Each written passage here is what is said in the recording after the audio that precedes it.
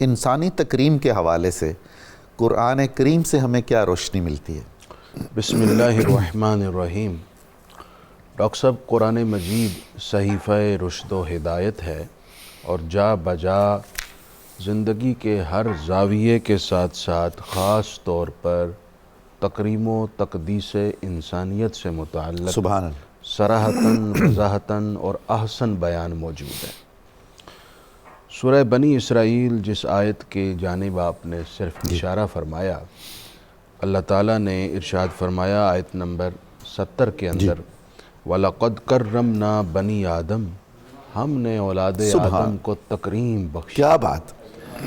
وَحَمَلْنَاهُمْ فِي الْبَرِّ وَالْبَحْرِ، اور ہم نے انہیں خشکی اور تری میں طرح طرح کی سواریاں عطا فرمائی۔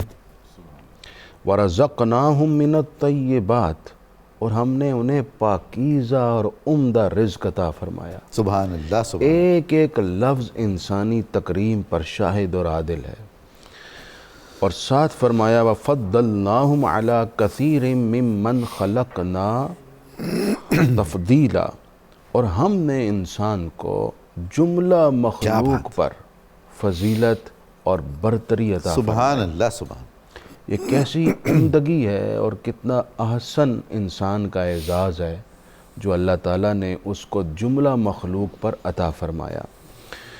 پھر اللہ تعالیٰ نے انسان کی اس تکریم کو اور اس تقدیس کو قائم رکھنے کے لیے کچھ قانونی اقدامات بھی فرمائے، سبحان اللہ۔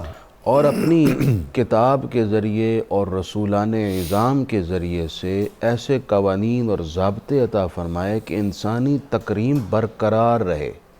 واہ! چنانچہ ہمارا دین ہمیں کیا تعلیم دیتا ہے؟ سورہ مائدہ میں اللہ تعالیٰ نے ارشاد فرمایا کتبنا علی بنی اسرائیل انہ من قتل نفسا بغیر نفس او فساد فی الارض فکأنما قتل الناس جمیعا، ہم نے یہ حکم نازل کر دیا بنی اسرائیل پر، اور اس کے بعد یہ حکم ہر دین میں قائم دائم رہا اور ہمارے دین میں بھی قائم ہے کہ جس شخص نے کسی انسان کو بغیر کسی وجہ کے قتل اللہ کر دیا اکبر، یا زمین میں فساد مچایا تو وہ ایسا ہے جیسے اس نے تمام انسانیت کا قتل عام کر دیا ہے۔ اب یہ حرمت اس لیے نازل ہوئی تاکہ انسانی تکریم اور تقدیس جو سب سے پہلا سٹیج ہے اس کا زندہ رہنا، اس کی زندگی محفوظ ہو۔ واہ!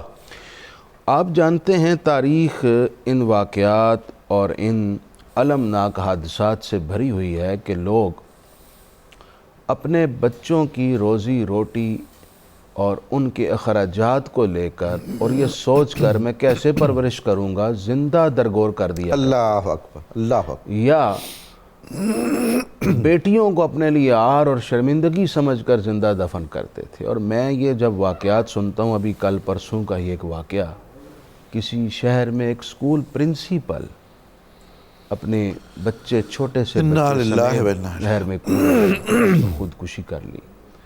اللہ پاک ان کو معافی عطا فرمائے۔ آمین، آمین۔ قرآن کیا کہتا ہے وَلَا تَقْتُلُوا أَوْلَادَكُمْ خَشْيَةَ إِمْلَاقٍ، ہائے ہائے، اپنی اولاد کو ان کے رزق کے ڈر سے مت قتل کرو، مفلسی کے خوف سے مت قتل کرو۔ یہ پہلا درجہ ہے انسانی تکریم کا جو قرآن مجید نے خاص اور سخت حکم کے ذریعے سے برقرار رکھا۔ دوسرا درجہ ڈاکٹر صاحب یہ ہے کہ انسانی تکریم اس وقت قائم رہے گی کہ جب بنی آدم ایک دوسرے کی عزت و آبرو کو مد نظر رکھیں گے اور کسی طور پر بھی اسے پامال نہ کریں۔ چنانچہ قرآن مجید نے سورہ حجرات کے اندر اس حوالے سے بھی تکریم و تقدیس انسانیت کے برقرار رکھنے کے لیے فرمایا یا ایھا الذین آمنوا لا یسخر قوم من قوم، اللہ اکبر، اے ایمان والو، سبحان اللہ، تم میں سے کوئی کسی دوسرے کا مذاق نہ اڑائے۔ کیا بات! عسیٰ ان یکونوا خیرا منہم ولا نساء من نساء عسیٰ ان یکن خیرا منہن، اس لیے کہ ہو سکتا ہے کہ جو مذاق اڑا رہا ہے اس سے بہتر وہ ہو جس کا مذاق اڑایا جا رہا ہے۔ وہ مرد بھی ہو سکتا ہے، وہ عورت بھی ہو سکتی ہے۔ ساتھ ہی فرمایا ولا تلمزوا انفسکم ولا تنابزوا بالالقاب، اور اے لوگو اپنے مومن بھائیوں کو عیب نہ لگاؤ اور ایک دوسرے کے برے نام نہ رکھو، ولا تنابزوا بالالقاب، ایک دوسرے کے برے نام نہ رکھو، بئس اسم الفسوق بعد الایمان، اور ایمان کے بعد فاسق کہلانا یہ سب سے برا نام ہے۔ اسی طرح اللہ تعالیٰ نے سورہ حجرات میں ہی ارشاد فرمایا یا ایھا الذین آمنوا اجتنبوا کثیرا من الظن، اللہ کیا لوگو کثرت گمان سے احتراز کرو، ان بعد الظن اثم، اس لیے کہ بعض گمان گناہ ہوتے ہیں۔ ایک دوسرے میں خواہ مخواہ بیٹھ کے بدگمانیاں کرتے رہنا اور سوچتے رہنا اور گھوڑے عقل کے دوڑاتے رہنا سوچوں کے یہ ہوگا وہ ہوگا، تو اللہ تعالیٰ نے اس سے منع فرمایا، کیونکہ یہ بھی تکریم انسانیت کے خلاف ہے۔ یوں ہی ارشاد فرمایا وَلَا تَجَسَّسُوا، ہائے ہائے، ایک دوسرے کی ٹو مت لگا، کمال ہے، ایک دوسرے کو مت قریدو اس اعتبار سے کہ میں اس کے عیوب کھنگال کر اس کا افشا کروں اور اس کی عزت اور آبرو پامال کروں، جیسا کہ آج لوگوں کا وتیرہ بن گیا۔ بہت زیادہ، بہت کسی کا کوئی ایک ذاتی عیب بھی ہے تو لوگ اس کو کیپچر کرتے ہیں، ویڈیو بنا کے سوشل میڈیا پر ڈال کر اس کو ضرور بدنام کرتے ہیں۔ یہ روش بہت بھیانک اور تو سارے بری ہے۔ گناہان کبیرہ ہیں۔